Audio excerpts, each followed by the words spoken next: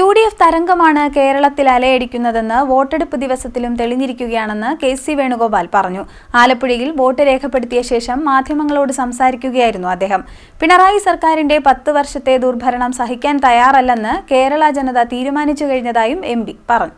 സംസ്ഥാനത്ത് UDF തരംഗം അലയടിക്കുകയാണെന്ന് വോട്ടെടുപ്പ് ദിവസവും വ്യക്തമായിട്ടുണ്ടെന്ന് KC വേണുഗോപാൽ MP പറഞ്ഞു.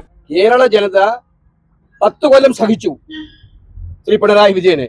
ഇനി 5 കൊല്ലം കൂടി സഹിക്കണം എന്നാണ് ഇന്നും പത്രത്തിലെ പരസ്യം കണ്ട 5 കൊല്ലം കൂടെ നിങ്ങൾ സഹിക്കണം എന്നാണ് അവർ തന്നെ പറയുന്നത്.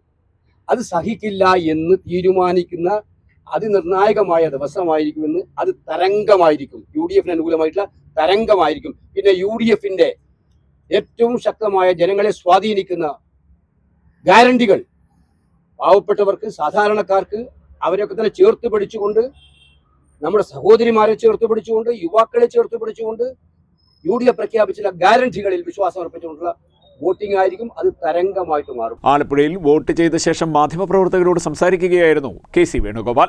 ഇടത് സർക്കാരിനെ സഹിച്ചു മടുത്ത കേരളം UDFന് വിജയം നൽകുമെന്നും അദ്ദേഹം പറഞ്ഞു. CDNet news, Kayamkulam.